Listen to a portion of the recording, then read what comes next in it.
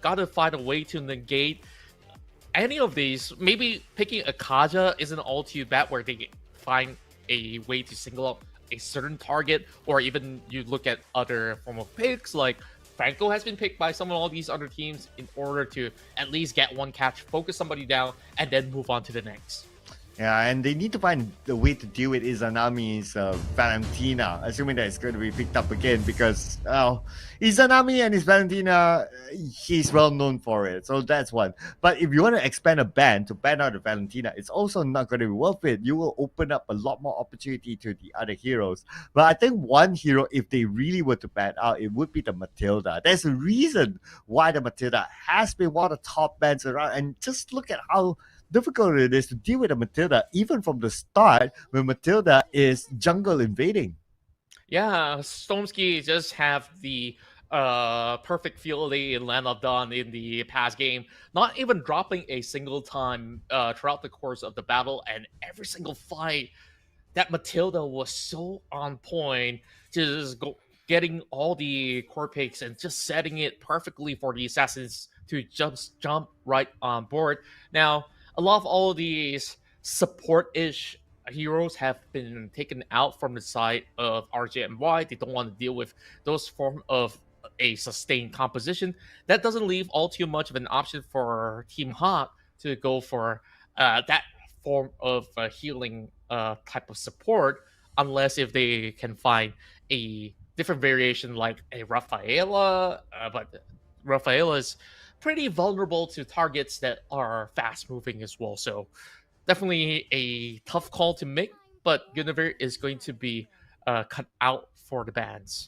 Yeah, similar bans as before. So right as of now, the Matilda is still open. Since RSG they do have the first pick, so I think that they are banking on maybe getting the Matilda instead. I thought it was really, really annoying. So that might be something they want to go for.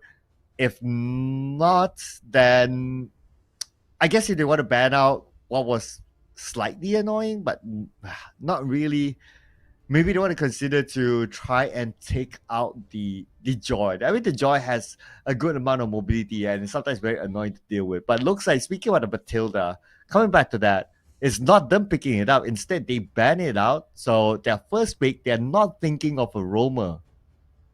Now, I guess like with so many picks that can actually go through, like, do you really want to get an XP laner out? Do you want to basically lower down the pool of what you could also put over mid lane? You did talk about that Valentina that has been played out by Izanami for so many games back in the MPL MY, but they still have worries for things like Arla, which can still be a nuisance as well. So Lilios going in with the first pick, and we're looking at Florin, something that doesn't Mm, really tell too much. That actually opens a lot more room for Team HAQ in order to secure things like, I don't even know if you want to go for an early XP laner. Like big picks like Khalid is open.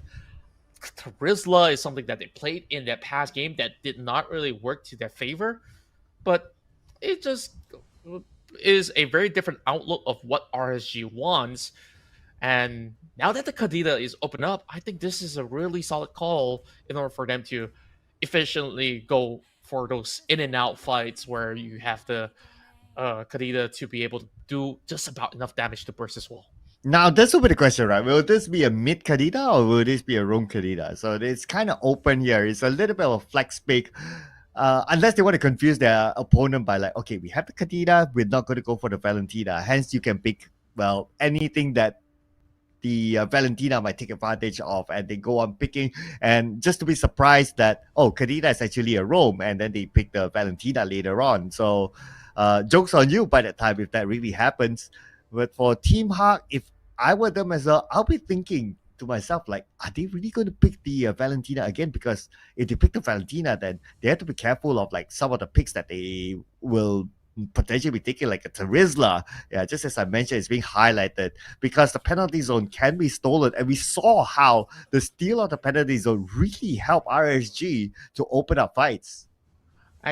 Absolutely. And now they're also sticking to what worked out for their AXB laner Terizla is still something really scary that if you were to give way to the side of RSGMY to secure it, imagine having such a huge lockdown in these team fights, along with a Kadira that can easily burst them down.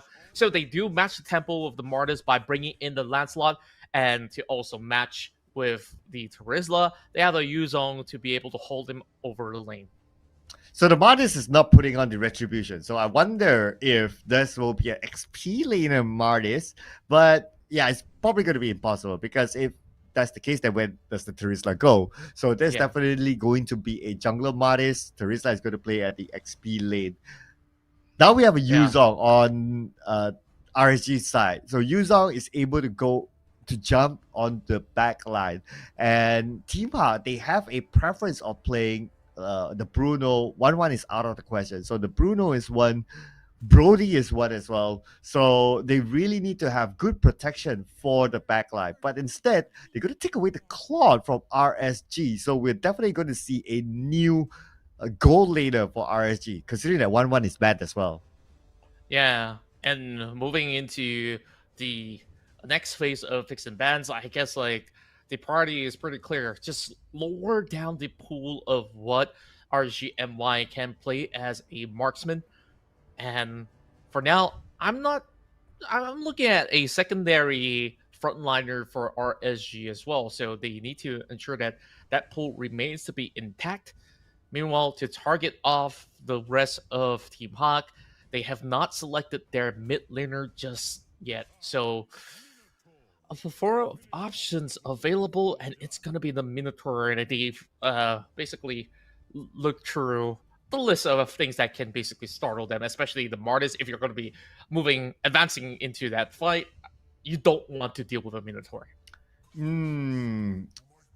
Yeah, and I was kind of thinking that what's going through my mind is Kadida likely to be playing in the mid right now because if they pick out the Mm-hmm. Valentina and assuming the Valentina focus on to stealing the penalty zone, it won't be as effective because there's a Martis which is anti CC. So I think that this will be an Izanami Kadida, and it's not the first time that we see him use a Kadida, of course. Meaning that if we were to think of it that way, so the roamer that uh, RSG would pick, it should be a tanky-ish roamer. So we might see a Grok is still open, but if they want to go for something a little bit more utility than the Digi as well, it's not too bad because you're able to uh, pull back a Claude when he tries to get away.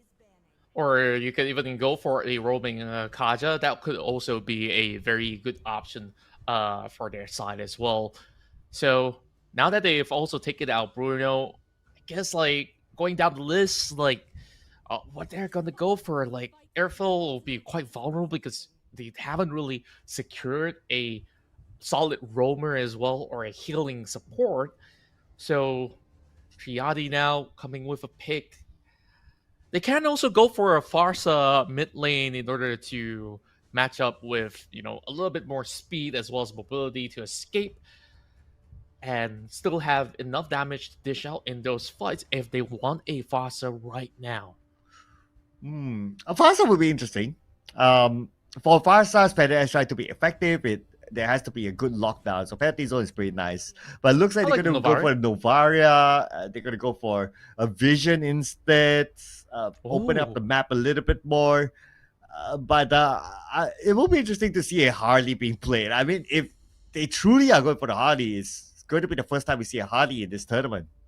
yeah, this is rather interesting, and that really shifts the dynamics of how RSG wants to play once again. Like, we're looking back at that mobility composition that they have played back in game one.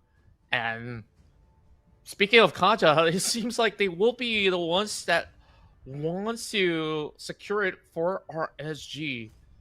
I just noticed like the spelling's a little bit off over on the side of RSG, but doesn't matter all too much. Now, blocking right through, I think like that is pretty much a good call on this marksman that they've secured on their side. So things are looking pretty strong when it comes down to the amount of damage that they can chunk out in a matter of moments. Whereas I think it will definitely take a little bit of a push and pull for the side of Team HAQ in order to get most of their kills. So they gotta work really hard for it. But I think like this is a very good front to back composition, especially when you have a Grok as well as Teresa to actually start the engagements for the team. And it just crossed my mind that they're definitely not going to go for the Harley because, well, they've already picked that jungler anyway. But if we look at Team Heart's composition, if Claude is not able to deal up the amount of damage that's expected, at least they still have the Martyrs. So they have good options here. They have, like what you said, a front to back lineup. The Grot will be in the front, and we have the Novaria dishing out some level of utility, giving the vision for their team. So it's very well balanced lineup for Team HAQ. As for RSG, with their last two picks, the Clint is going to be a first-time debut in this tournament as well. So RSG, again, they are flexing their level of versatility when it comes to drafting in this tournament. Yeah, that's what we really like to see, that flexibility in playing any form of heroes that you maybe put into a very difficult spot in those picks and bans, and you still have so many other options out there. Now, I really want to see how well does this Clint function, because you've got the Martis on the other side. It's going to be hunting out for him. So, with that being said, let's move into the Land of Dawn as we got Game 2 between RSGMY versus Team HAQ. Here we go. It's going to be game point for RSG. And earlier on, we saw that RSG, they jungle evaded Team HAQ. But with this other composition, Benogo needs to secure his own buffs. I don't expect it, but looks like it is sort of happening. Storm is on top, all alone. But as a Kaja to jungle invade very early on, it's a little bit of a risk, but yeah, he knows how to get away, and he's fine. Yeah, both sides of support just doing their own duties, seeking out at least certain information of the rotations of both sides of the jungle. So it will be a very stable start for both ends. Meanwhile, a little bit of battle for the Little Wanderer that will eventually be won by RSGMY, getting a little bit of that intelligence over on the bottom side of that river. Lolos knows that this Grok is going to be a little bit of a nuisance, not that he has to attend to it, but a little bit more of that focus going on, coming in from Benogo, already hitting level 4. A little bit of contest over on Crab. Meanwhile, will not be any form of challenge. Triadi cannot afford that risk to jump forward. But look at how pesky Stormsky's been throughout the course of the battle, always keeping an eye out of Grace Schofield. Yeah, whether you give him Matilda, whether you give him a Kaja, he's still pretty much doing the same. If you give him like a, well, example say that I wonder how deep would it go. If you give him a Grok, how deep would he go? Because this guy is just playing the same pattern as before. And not to say that it's wrong, that is okay, because he still managed to get away with that. But speaking about getting away, let's see which team will get away with the total. Both teams have retribution ready. Benogo just being in the center of attention as they shift away, looking for Iris. That's going to be a target that's immobile. Black Dragon form now, pressing right through. Bonzi now knocks him over the wall, and that's where they're keeping their eyes onto Dre.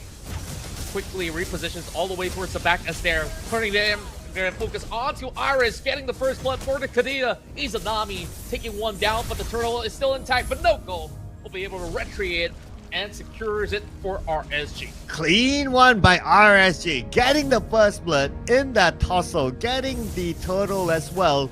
It is a good start for RSG, and they do have a 1k gold lead at this moment. And speaking about leads, you guys can get your lead right here if you redeem this code. All you need to do is follow the instructions, go into your in-game profile icon, go into settings, key in the redemption code, and tell us what you got. Yeah, all these freebies only here in the KOHAI C Championship.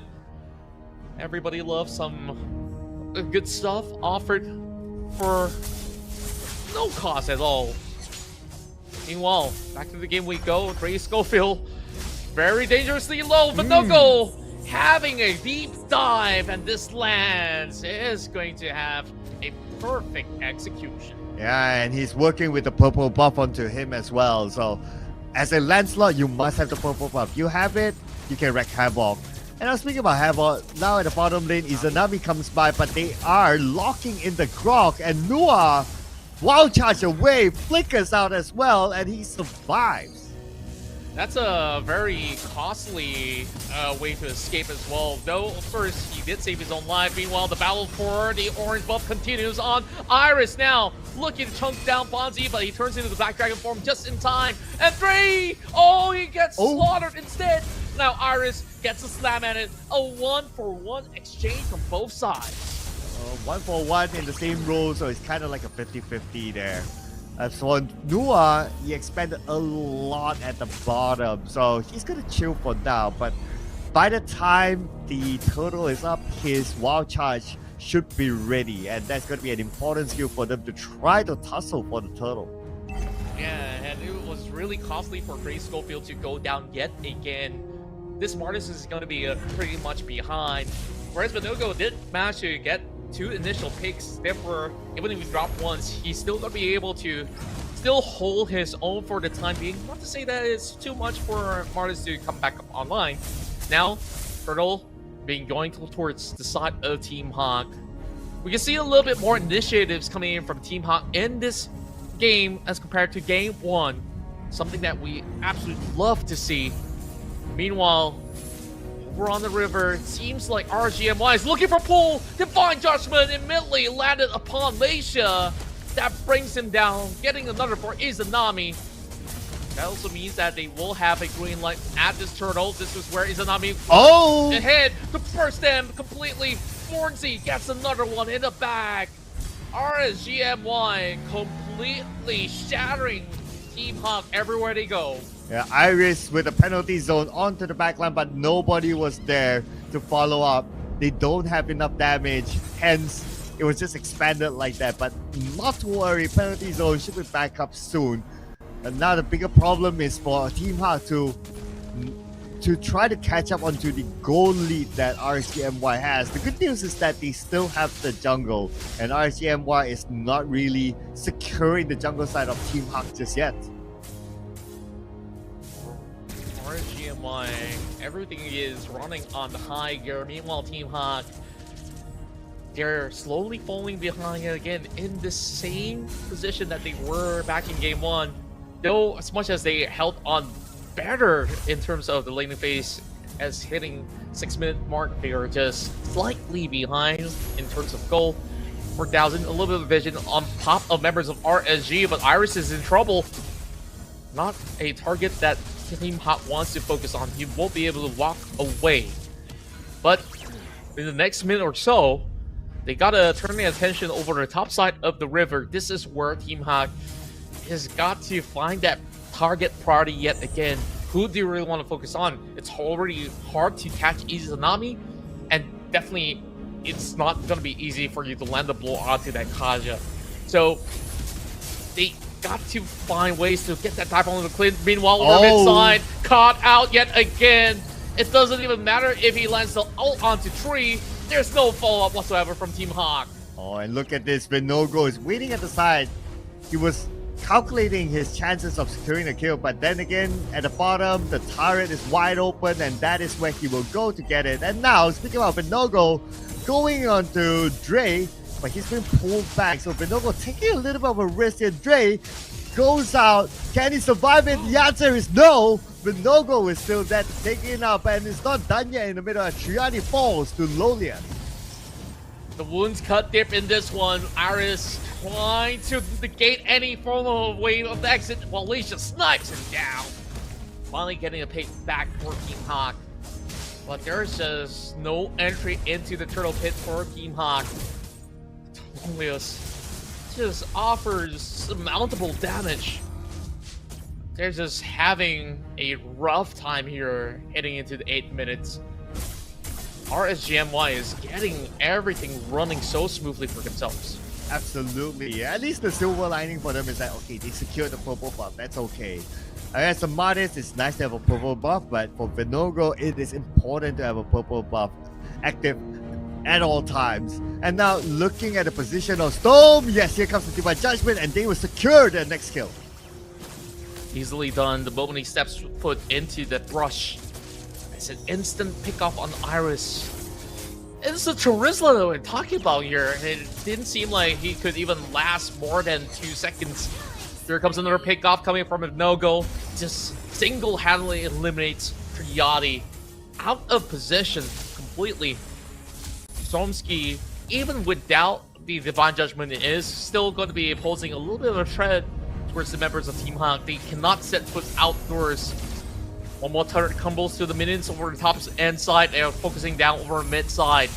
This is time for them to actually turn the fight around. Team HAQ needs to do something right here, right now. And that is not a way for Grok to even go in for initiation. Not even a single chance at all as Stormski unleashes another Divine Judgment. I'm not sure if that can be considered as an engagement because he did not use the wild charge. But even if it did, his teammates were a little bit too far to follow up. So it's kind of worried there. And now the fact that he's down, they need to wait for him to come back up. He does have the wild charge still. But for RSG, they won't be interested to pursue further onto the inhibitor turret as the next Lord is going to come out. 15 seconds from now, RGMY looking to also secure a buff of their own, but no-go can just easily challenge either one of them. And look at him go, not even dishing much of a damage, just a little bit of scratch onto his armor for the time being. The rest of Team HAQ, they use this time to find ways to secure a turret of their own over the top side, letting this Lord go while they try to open a little bit more of that space. I guess that's the only thing that they can do right for the time being, knowing that they don't have enough for a 5v5 challenge. Oh man, with an 8k goal lead for RSGMY, itemization wise, averagely about 3 items completed. Team HAQ maybe only 2, so we do see the gap here. And it does not help the fact that the Lord was secured by RSGMY. So for Team HAQ, they just need to clear off the Lord when it comes out, so that's why they're playing a little bit more passive. And they need to try to, I would say number 1 is to buy time. Number 2 is if they can really get a good catch at, say, Storm or maybe Izanami, then they might stand a chance of winning a team fight. Yeah, but the moment that you jump over onto Storm, you gotta also be wary of that Kadita, Lancelot, and Yuzong combo running right back at you. So I don't really see much of an option here. The Grok pick really not working all too well. We don't want to see a big wall charge that can actually function well. You need to start zoning out targets in order to start winning those fights. Lord will take down one inhibitor up top, and now priority focus over on the mid. But Stormski is looking for a pick. Flicker, Divine Judgment, he gets one for Loliel. Oh, and they're not done yet though, but Izanami with the control. Fonzie will be taken out and Malaysia. There's a little bit of a trade between the two teams right now, but look at the movement here by Venogo going all the way to the backline despite having 2 turrets in between him. Not going to be an issue, and this will chase back Team HAQ. This is just sliding in favor of RSGMY everywhere they go. Stormski just showing off his capabilities as a roamer. And that is the perfect call that we saw, an opening room for them to break everything down from Team HAQ. And here we go. It's all out for Team HAQ right now. If they lose this, they will be eliminated from the competition, and RSGMY will go through. Right now, they are in the driver's seat. And with 45 more seconds before the next slot, RSGMY absolutely in control. RSGMY, their drafting phase itself already has so many form of options that they can work around with, even with some of all these picks that didn't really go their way. Last game, we saw the clock taken by the side of RSG alongside with Martis. Now that's being stolen away. Team HAQ hasn't really found any form of fruit being offered. This Martis is always being punished every single time he steps foot forward. Now the hunt is on. Stormski looking for his target. Divine Judgment not really landing. Wall charge. Here we go into the jungles as they will have to find a way to exit through. Once again, caught out completely, but no-go shreds them apart. Hornsey gets one more in the bag. 3 versus 2, and that is another one fighting the dust, and that will be the game for RSGMY. finishing every single member of Team HAQ to secure a clean 2-0 sweep.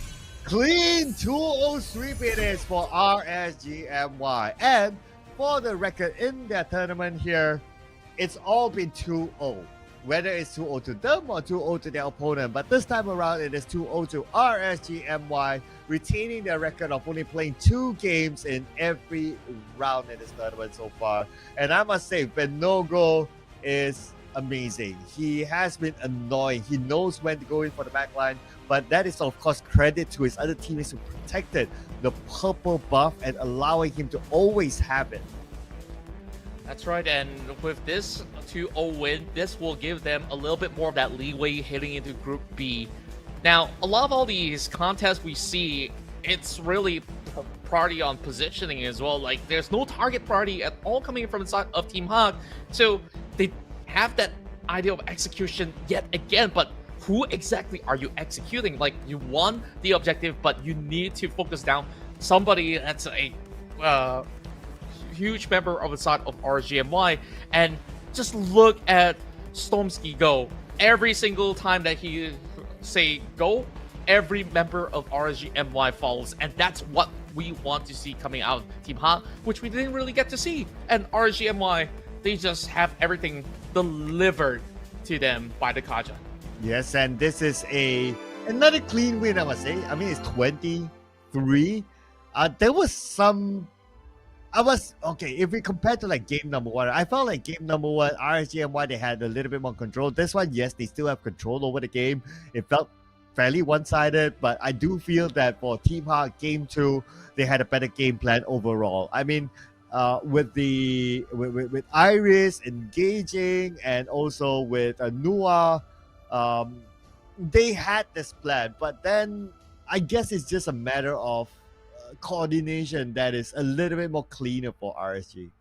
Yeah, I definitely do agree on the cleaner executions, and I just felt like the Grok doesn't seem to really have a huge impact on this form of a game, where I felt that on their final 2 picks, they had a chance where they can secure the Kaja for themselves, which actually works very, very well in favor of the side of Team HAQ. They let that pick slide, and RG says, you know what? If that's what's on the table, we will take it at any given day. So kudos once again. RGMY, they just know exactly what's required for themselves to thrive in every given scenario. Yeah, so don't give Venogo the Lancelot. Yeah.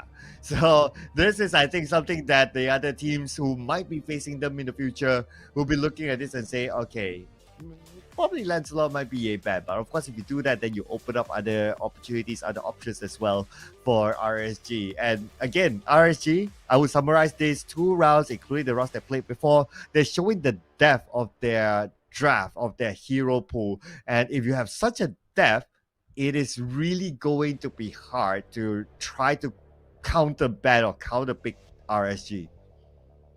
Yeah, and I'm just